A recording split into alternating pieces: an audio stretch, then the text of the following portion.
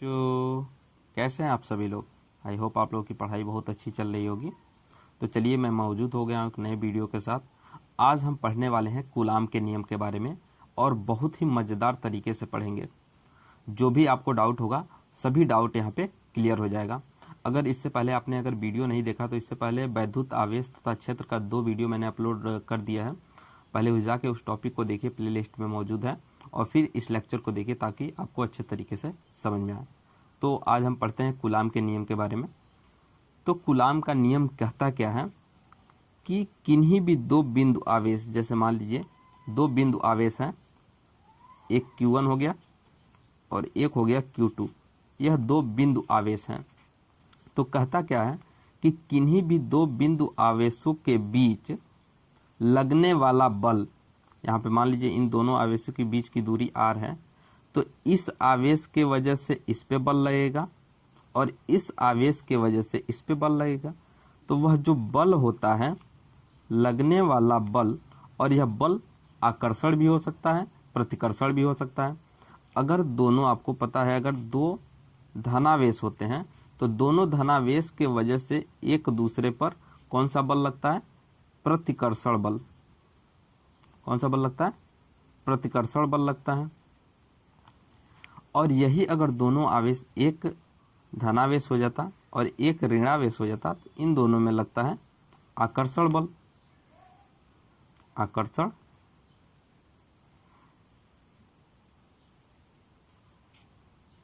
आकर्षण बल, ठीक है। तो वही बोला गया, किन्हीं भी 2 बिंदु आवेशों के बीच लगने वाला आकर्षण या प्रतिकर्षण बल इन दोनों आवेशों के गुणनफल, दोनों आवेशों के गुणनफल के अनुक्रमानुपाती या समानुपाती होता है, पहली बात।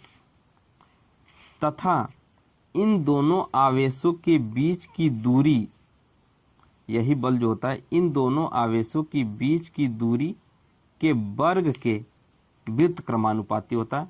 यह हो गई दूसरी बात। और जब इस इक्वेशन से दोनों को, यहाँ पे ये जो समानुपाती का साइन है, इसको जब हटाते हैं तो एक नियतांक आता है, F बराबर होता है K Q1 गुणे Q2 बट्टे R²। तो यह हो गया आपका कूलाम के नियम का निरूपण, ठीक है। अब चलते हैं इसके परिभाषा की तरफ। कैसे इस परिभाषा को लिखेंगे तो मैं आपको दूसरे पेज पे ले चलता हूँ, फिर वहाँ पे समझाता हूँ, ठीक है। देखिए आप यहाँ देख पा रहे होंगे, यहाँ पे कूलाम के नियम में मैंने यहाँ पे लिखा हुआ है, किन्हीं 2 स्थिर बिंदु आवेशों के बीच लगने वाला आकर्षण या प्रतिकर्षण बल। आकर्षण कब होगा? जब एक धनावेश और दूसरा ऋणावेश होगा तो उन दोनों के बीच लगेगा आकर्षण बल। और प्रतिकर्षण बल कब होगा? अगर दोनों धनावेश या दोनों ऋणावेश हो गए तो उन दोनों के बीच लगेगा प्रतिकर्षण बल। अगर एक धनावेश और एक ऋणावेश हो गया तो उन दोनों के बीच क्या लगेगा? आकर्षण बल। तो आकर्षण बल कब लगता है? प्लस और माइनस के बीच। और प्रतिकर्षण बल कब लगता है? प्लस के बीच या माइनस के बीच। तो किन्हीं 2 स्थिर बिंदु आवेशों के बीच लगने वाला आकर्षण या प्रतिकर्षण बल दोनों आवेशों के परिमाणों के गुणनफल के अनुक्रमानुपाती या समानुपाती तथा इनके बीच की दूरी के वर्ग के व्युत्क्रमानुपाती होता है। ये देखिए 2 आवेश हैं, उनके परिमाणों का गुणनफल के समानुपाती है। और इन दोनों आवेशों, जैसे 2 आवेश जो थे Q1 और Q2 और इसके बीच की दूरी r थी, तो इस दूरी के वर्ग के व्युत्क्रमानुपाती होता है। और यहाँ से जब समानुपाती का साइन हटाते हैं तो एक नियतांक आ जाता है K, और यहाँ से ये सूत्र निकलता है। समीकरण 1 और समीकरण 2 से यह फार्मूला निकल के आता है, ठीक है। अब देखिए यहाँ पे कुछ डाटा हैं जो आपको याद रखने हैं। यहाँ पे K है जिसको अनुक्रमानुपाती नियतांक बोलते हैं। और अनुक्रमानुपाती नियतांक जो होता है यह 2 बातों पे निर्भर करता है। पहला कि उसके बीच माध्यम क्या है। अगर 2 आवेश हैं तो इन दोनों आवेशों के बीच माध्यम कौन सा है उस बात पे निर्भर करता है। और दूसरा होता है मात्रक पद्धति, एसआई मात्रक है, सीजीएस मात्रक है, कौन सा मात्रक है उस बात पे निर्भर करता है।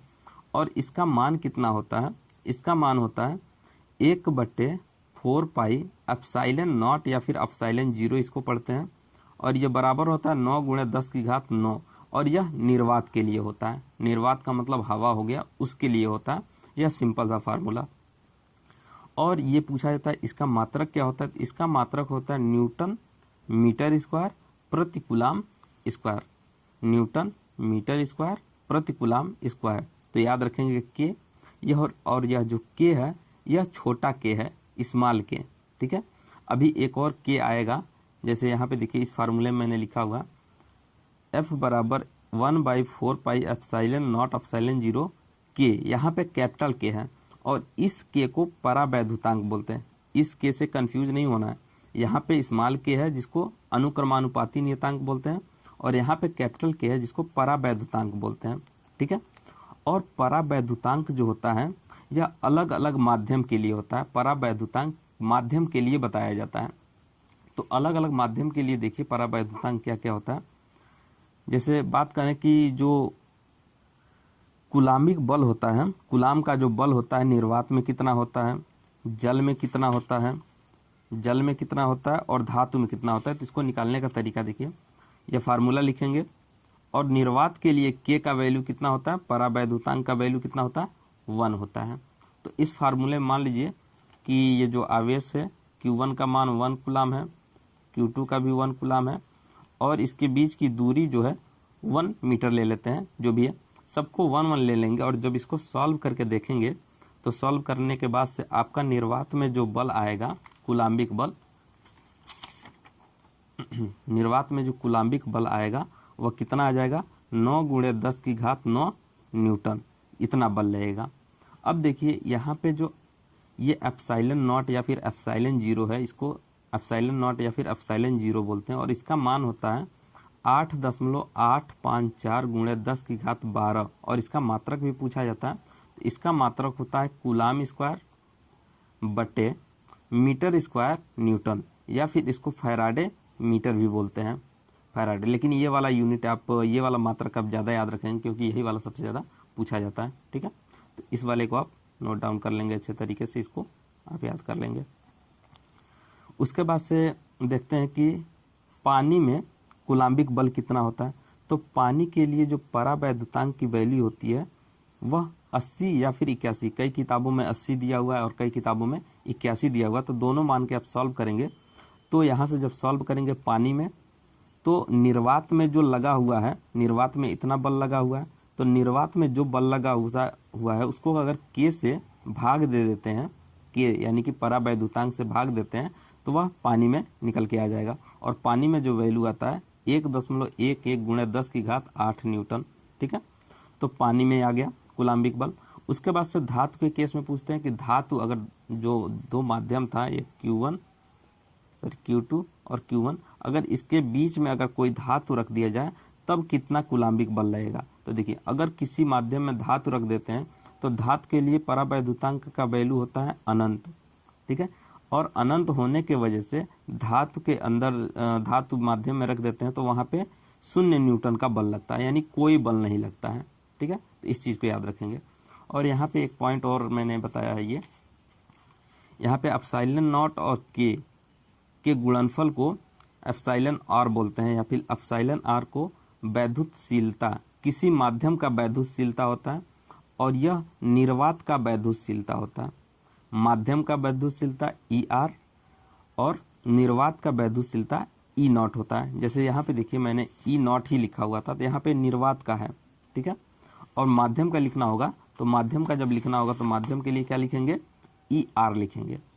अब चलते हैं अगले टॉपिक पे, परावैद्युतांक होता क्या है। एक्चुअल में परावैद्युतांक का डेफिनेशन भी कई बार पूछ देता है। तो अब देखिए परावैद्युतांक क्या होता है,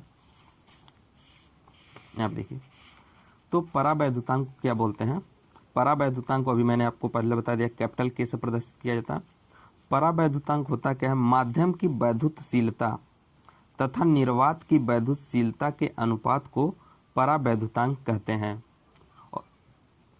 परावैद्युतांक को के से प्रदर्शित किया जाता है, कैपिटल के से। तो यहाँ पे देखिए जैसे अभी मैंने आपको बताया था ई आर बराबर के एप्सिलॉन नॉट ये होता है। तो यहाँ से अगर इसको नीचे भेज देंगे तो यहाँ से ये फार्मूला आपका निकल के चला आ गया। तो के बराबर हो गया एप्सिलॉन और एप्सिलॉन नॉट, यानी कि इन दोनों के अनुपात को परावैद्युतांक बोलते हैं। और ई आर को माध्यम की वैद्युतशीलता बोलते हैं, ई नॉट को या ई नॉट या फिर एप्सिलॉन नॉट इसको बोल देते हैं। तो एप्सिलॉन नॉट को क्या बोलते हैं, निर्वात की वैद्युतशीलता। एक चीज़ यहाँ पे याद रखने वाली बात है, यहाँ पे जो के होता है परावैद्युतांक होता है, इसकी कोई बीमा नहीं होती। बीमा नहीं होती, क्यों नहीं होती?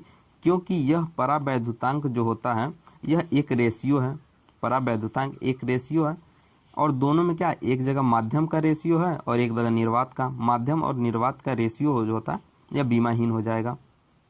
उसके बाद से बोलते हैं इसका मात्रक भी नहीं होता, कोई मात्रक नहीं होता। इस बात को आप याद रखेंगे, ये दोनों पॉइंट, कि जो परावैद्युतांक होता है उसका न तो मात्रक होता है और न ही कोई बीमा होता है। और यहाँ पे देखिए मैंने 3 चीज़ लिखा हुआ के लिए, कि परावैद्युतांक का मान निर्वात या फिर वायु के लिए 1 होता है, जल के लिए 80 या फिर 81 होता है। कई किताबों में 80 दिया है, कई जगह 81 दिया है। और के का मान अनंत होता है चालक या फिर धातु के लिए। इस बात को आप याद रखेंगे। और लास्ट आज का जो टॉपिक है हमारा, कि कूलाम्बिक बल जो होता है उसका सदिश निरूपण क्या होता है। सदिश निरूपण का मतलब हो गया, जैसे देखिए वेक्टर के रूप में, जैसे यहाँ पे 2 आवेश था Q1 और ये Q2। तो देखिए 2 बल किस तरह से लगते हैं, इस आवेश के वजह से इस पे बल लगेगा, ठीक है, इस आवेश के वजह से इस पर बल लगेगा और इस आवेश के वजह से इस पर बल लगेगा। तो यहाँ पे देखिए, यहाँ पे Q पे बल लगा फोर्स ऑन 2 ड्यू टू 1 और यहाँ पे फोर्स ऑन 1 ड्यू टू 2, यानी कि पहले पर बल लगा दूसरे की वजह से, तो इसको ऐसे प्रदर्शित किया जाता है, और दूसरे पे बल लगा पहले के वजह से, इसको ऐसे प्रदर्शित करते हैं। और जब इसको आप सॉल्व करके देखेंगे तो जैसे मान लीजिए अगर इस वाले बल की बात करें तो इन आवेशों के वजह से लगा है, तो यहाँ पे जब देखेंगे तो F12, तो ये आपका निकल के आएगा वेक्टर के रूप में। और यहाँ पे जब दूसरे वाले पे देखेंगे तो ये वेक्टर का रूप में निकल के आएगा। और इसको बोला जाता है यूनिट वेक्टर, जैसे यहाँ पे लिखा हुआ है, ये R के ऊपर कैप जो लगा है इसको बोलते हैं यूनिट वेक्टर, एकांक वेक्टर, एकांक सदिश भी बोला जाता है, ठीक है, एकांक सदिश। तो आप यहाँ पे इस वाले फार्मूले को आप अच्छी तरीके से याद रखेंगे। और इन दोनों के फार्मूले से जब बताएंगे तो ये जो बल लग रहा है ये इस साइड में लग रहा है और ये वाला इस साइड में लग रहा है, यानी कि दोनों बल बराबर हैं लेकिन अलग अलग दिशा में है, अलग अलग दिशा में है। तो इसके वजह से बोलेंगे कि ये जो होगा दोनों बल बराबर हैं और निगेटिव साइन यह बताता है कि अलग अलग दिशा में लग रहा है। ये हो गया आपका सदिश निरूपण। अगर वीडियो पसंद आई हो तो वीडियो को लाइक करें और चैनल पे नए हैं तो चैनल को सब्सक्राइब करें। और कोई भी डाउट या फिर जो भी चीज़ आपको नहीं समझ में आया इस वीडियो में तो आप उसको कमेंट बॉक्स में आप बताएं, मैं उसको कोशिश करूँगा अगले वीडियो में उसको कवर करने के लिए, ठीक है। बाकी अच्छे से पढ़ाई करते रहें। Thank you.